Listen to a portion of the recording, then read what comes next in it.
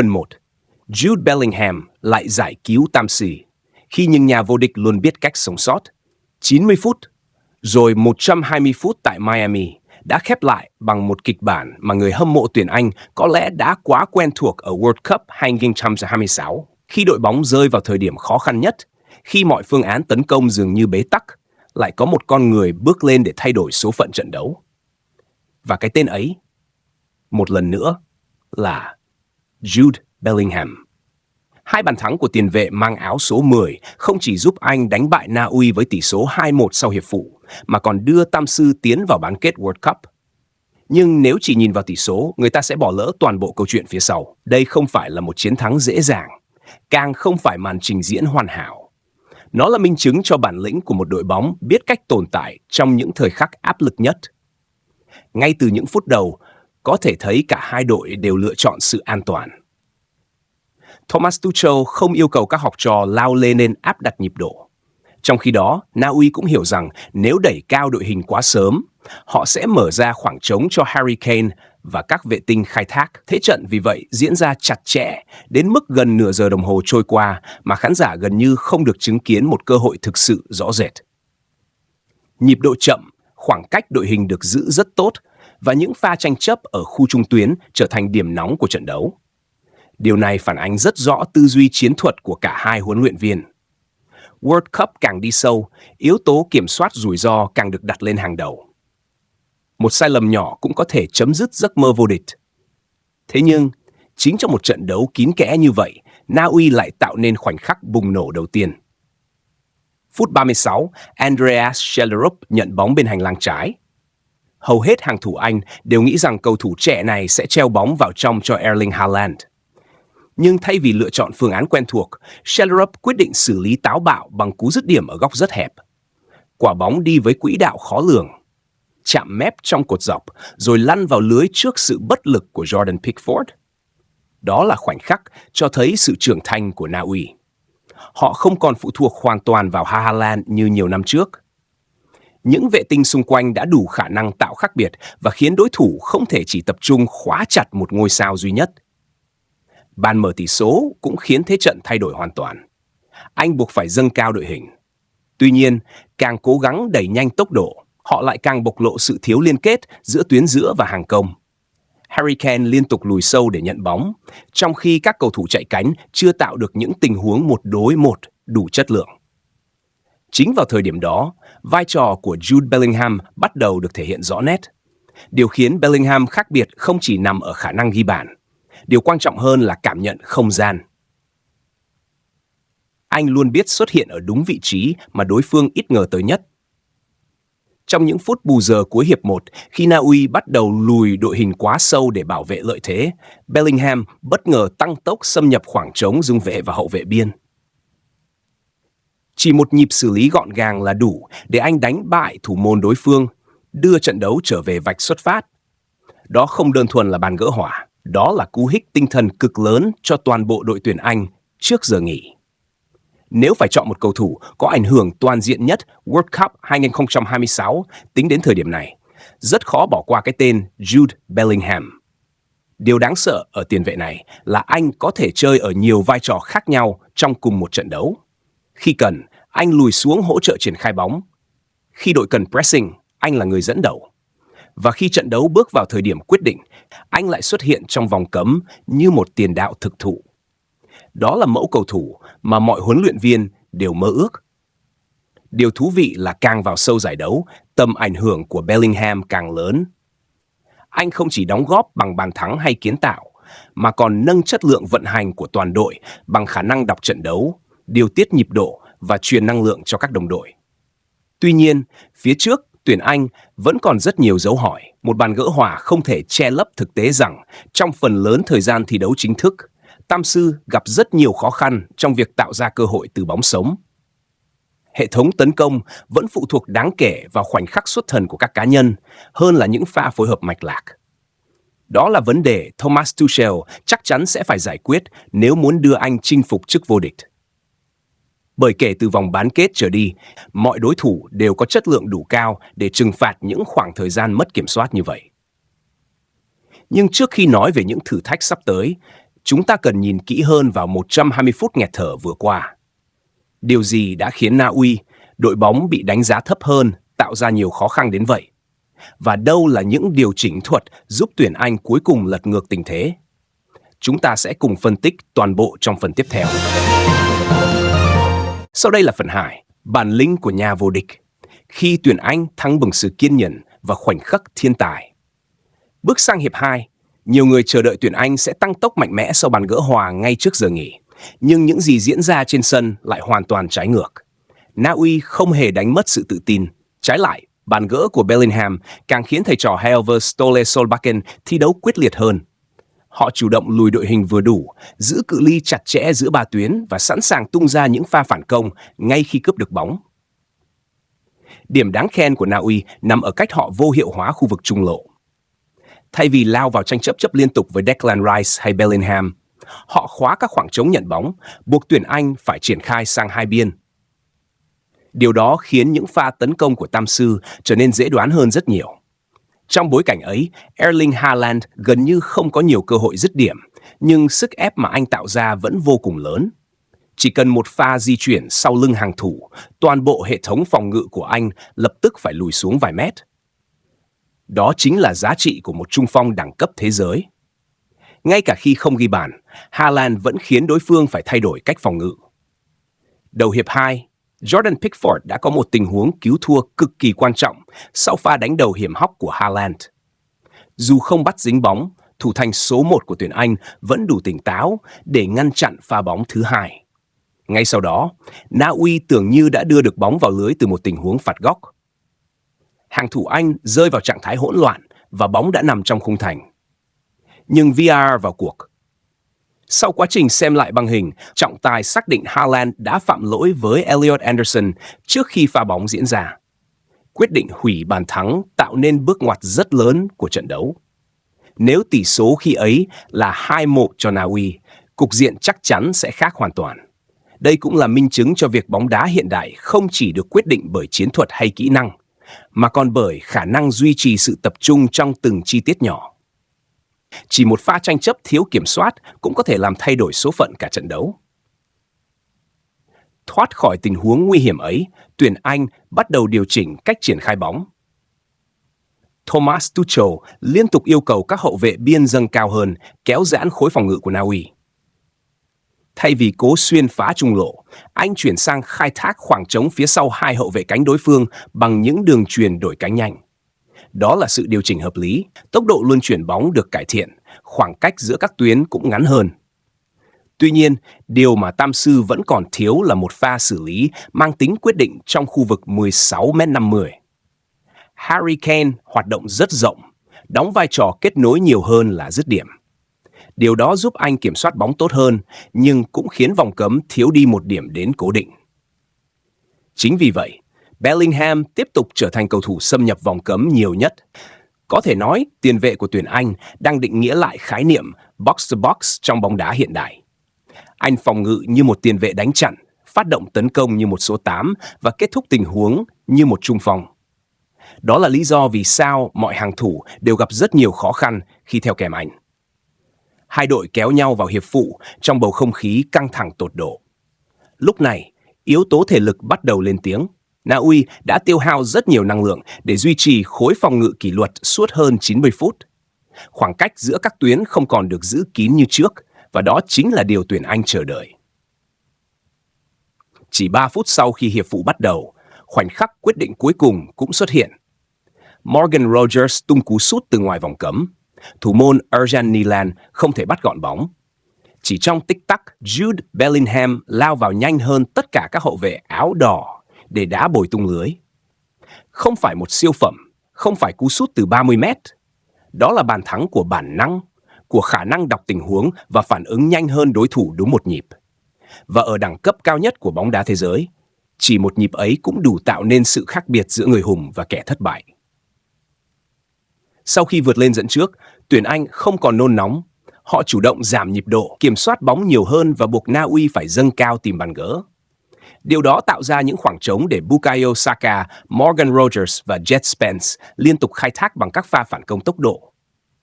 Dù Nilan còn thêm vài pha cứu thua xuất sắc, Na Uy không thể tạo ra cuộc lội ngược dòng thứ hai. Tiếng còi mãn cuộc vang lên cũng là lúc các cầu thủ Anh vỡ òa. Họ đã vượt qua một trong những thử thách khó khăn nhất kể từ đầu giải. Nhưng chiến thắng này không chỉ mang ý nghĩa của một tấm vé vào bán kết. Nó còn chứng minh rằng tuyển Anh đã trưởng thành hơn rất nhiều dưới thời Thomas Tuchel. Không còn là tập thể dễ mất phương hướng khi bị dẫn bàn. Tam sư giờ đây biết cách điều chỉnh, biết cách chịu đựng áp lực và biết cách kết liễu trận đấu vào đúng thời điểm. Tuy nhiên, liệu chừng đó đã đủ để họ chinh phục World Cup 2026? Câu trả lời sẽ phụ thuộc vào những con số thống kê rất đáng chú ý và màn trình diễn phi thường của Jude Bellingham, người đang viết nên một trong những kỳ World Cup xuất sắc nhất lịch sử bóng đá Anh. Đó sẽ là nội dung của phần tiếp theo. Ở phần 3, chúng ta sẽ đi sâu vào các thống kê lịch sử của Bellingham, Pickford, Harry Kane, lý giải vì sao anh vẫn còn điểm yểm yếu dù giành chiến thắng nghe, đồng thời đánh giá cơ hội của Tam sư trước trận bán kết gặp Argentina hoặc Thụy Sĩ. Jude Bellingham đang viết lại lịch sử, nhưng tuyển Anh vẫn còn một điểm yếu chí mạng. Nếu phải chọn ra cầu thủ có ảnh hưởng lớn nhất World Cup 2026 cho đến thời điểm này, rất nhiều người sẽ nhắc đến Lionel Messi, Kylian Mbappé hay Erling Haaland. Nhưng sau đêm Miami, một cái tên đã thực sự bước lên ngang hàng với những siêu sao ấy. Đó là Jude Bellingham. Điều đặc biệt nằm ở chỗ, Bellingham không chỉ ghi bàn, anh đang định đoạt số phận của cả đội tuyển Anh. 2 trận đấu loại trực tiếp liên tiếp, 2 lần Tam sư rơi vào thế khó. Và cả 2 lần, người đưa đội bóng vượt qua nghịch cảnh đều là tiền vệ mới 23 tuổi. Đó không còn là sự bùng nổ nhất thời, đó là đẳng cấp của một thủ lĩnh. Theo thống kê sau trận đấu, Bellingham đã có 6 bàn thắng tại World Cup 2026, cân bằng thành tích ghi bàn của Harry Kane tại giải đấu năm nay và sánh ngang kỷ lục ghi nhiều bàn không đến từ chấm phạt đền của một cầu thủ Anh ở một giải đấu lớn. Hornside, Tadan, Turnus, 22. Quan trọng là tạo ảnh hưởng lên lối chơi. Ở bóng đá hiện đại, rất hiếm cầu thủ có thể duy trì cường độ hoạt động cao trong suốt hơn 120 phút mà vẫn đủ tỉnh táo để xuất hiện đúng thời điểm quyết định. Bellingham làm được điều đó. Anh phòng ngự ở phần sân nhà, có mặt trong giai đoạn triển khai bóng, liên tục pressing khi mất bóng. Và rồi, chính anh lại là người xuất hiện trong vòng cấm để ghi bàn. Đó là hình mẫu tiền vệ toàn diện mà bóng đá thế giới đang hướng tới. Không phải ngẫu nhiên Thomas Tuchel sau trận chỉ dành một lời nhận xét rất ngắn gọn nhưng đầy sức nặng. Đẳng cấp thế giới. Một câu nói tưởng chừng đơn giản nhưng đủ phản ánh giá trị mà Bellingham mang lại cho tuyển Anh. Cite Turn News 23. Tuy nhiên, nếu chỉ mà bỏ qua những vấn đề của tuyển Anh, chúng ta sẽ có một góc nhìn thiếu toàn diện. Bởi thực tế, Tam sư vừa trải qua một trận đấu mà họ không tạo ra nhiều cơ hội thực sự rõ ràng trong phần lớn thời gian thi đấu. Có những giai đoạn kéo dài gần 20 phút, tuyển Anh kiểm soát bóng khá nhiều nhưng gần như không thể xuyên thủng khối phòng ngự của Na Uy. Điều đó phản ánh một thực tế đáng suy nghĩ. Đội bóng của Thomas Tuchel vẫn phụ thuộc khá nhiều vào khoảnh khắc xuất thần của các cá nhân. Khi Bellingham tỏa sáng, anh thắng, nhưng nếu ngôi sao số 1 bị phong tỏa, đó sẽ là bài toán lớn ở bán kết. Harry Kane vẫn đóng góp rất nhiều về mặt chiến thuật. Anh lùi sâu kết nối lối chơi, thu hút trung vệ đối phương, mở khoảng trống cho các tiền vệ băng lên. Nhưng số lần Kane xuất hiện trong những tình huống dứt điểm nguy hiểm đã giảm đáng kể. Điều đó khiến gánh nặng ghi bàn được chia sẻ nhiều hơn cho tuyến 2. Đây là con dao hai lưỡi. Khi vận hành tốt, hệ thống này rất khó bị bắt bại. Nhưng khi các tiền vệ bị khóa chặt, tuyển Anh sẽ thiếu một trung phong luôn hiện diện trong khu vực 16m50. Ở chiều ngược lại, hàng phòng ngự lại mang đến nhiều tín hiệu tích cực. Erling Haaland bước vào trận đấu với phong độ rất cao. Thế nhưng sau hơn 100 phút trên sân, tiền đạo của Na Uy gần như không có cơ hội rõ ràng nào để tạo khác biệt. Đây cũng là lần đầu tiên sau gần 2 năm, Haaland không thể ghi bàn trong một trận đấu chính thức cho đội tuyển quốc gia. Site Turn News, Her News 21. Mark Guehi, Rodan Pickford đã có một trận đấu đầy bản lĩnh. Pickford không phải làm việc quá nhiều, nhưng mỗi pha cứu thua của anh đều xuất hiện đúng thời điểm. Đó là phẩm chất của một thủ môn lớn. Không chỉ phản xạ tốt, anh còn giữ được sự tập trung trong những thời điểm hàng phòng ngự mắc sai lầm. Bên cạnh đó, Thomas Tuchel cũng cho thấy dấu ấn rất rõ trong khả năng điều chỉnh chiến thuật. Ông không thay đổi toàn bộ hệ thống. Thay vào đó, ông chỉ điều chỉnh vị trí hoạt động của các hậu vệ biên, tăng tốc độ luân chuyển bóng và yêu cầu các cầu thủ tuyến 2 xâm nhập vòng cấm nhiều hơn. Đó là những thay đổi nhỏ, nhưng mang lại hiệu quả rất lớn. Đây chính là khác biệt giữa một huấn luyện viên giỏi và một nhà cầm quân đẳng cấp. Họ không cần thay đổi tất cả. Họ chỉ cần thay đổi đúng chi tiết. Giờ đây, tuyển Anh đã góp mặt trong nhóm 4 đội mạnh nhất World Cup 2026 và sẽ chờ đối thủ ở bán kết là Argentina hoặc Thụy Sĩ. Tuy nhiên, chính Thomas Tuchel cũng thừa nhận đội bóng của ông vẫn còn nhiều điều phải cải thiện về chất lượng lối chơi dù đã thể hiện được bản lĩnh và tinh thần chiến đấu đáng khen. Site Turn News hôm Time U 23 hãn liệu Belly ơi hùng.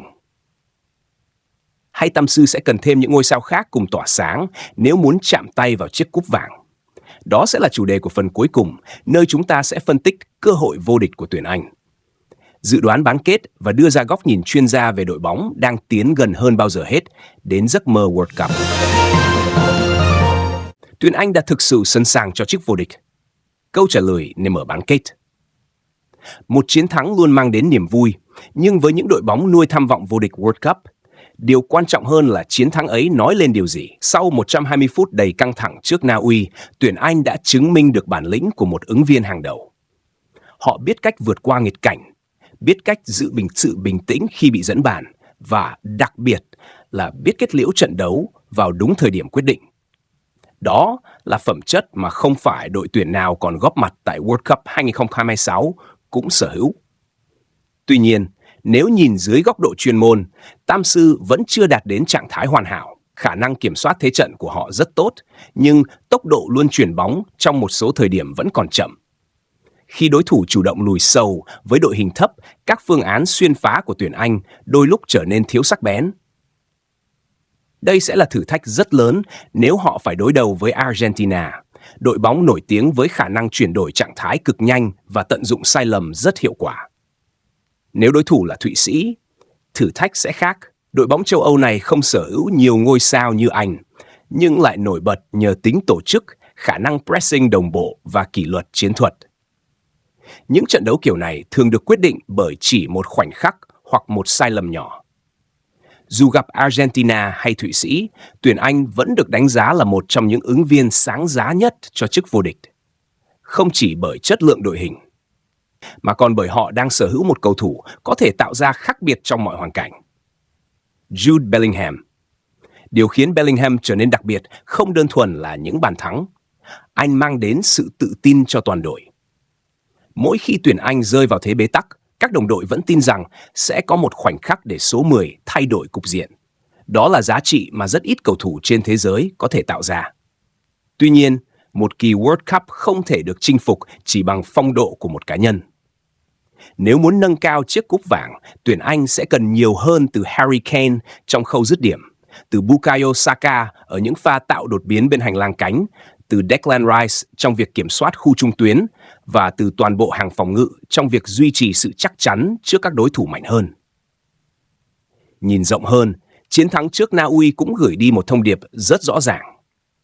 World Cup 2026 không còn là sân chơi của những màn trình diễn hoa mỹ. Đây là giải đấu mà bản lĩnh, sự kỷ luật và khả năng tận dụng khoảnh khắc sẽ quyết định ai là nhà vô địch.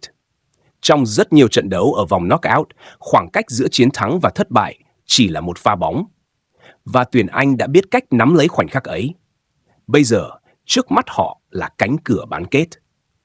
Phía sau là niềm hy vọng của hàng triệu người hâm mộ. Liệu Jude Bellingham có tiếp tục viết nên câu chuyện cổ tích của riêng mình? Liệu Harry Kane có thể hoàn tất giấc mơ còn dang dở trong màu áo đội tuyển quốc gia? Hay World Cup 2026 sẽ chứng kiến một người hùng mới xuất hiện? Tất cả sẽ được trả lời trong những ngày tới. Còn theo các bạn, đội tuyển Anh sau màn trình diễn trước Na Uy có thực sự là ứng viên số 1 cho chức vô địch? Nếu phải dự đoán ngay lúc này, bạn sẽ chọn Anh, Argentina, Pháp hay Tây Ban Nha là đội đăng quang? Hãy để lại dự đoán của mình ở phần bình luận. Biết đâu, Trong chính bình luận của bạn sẽ trở thành chủ đề phân tích tiếp theo của Skyview Football.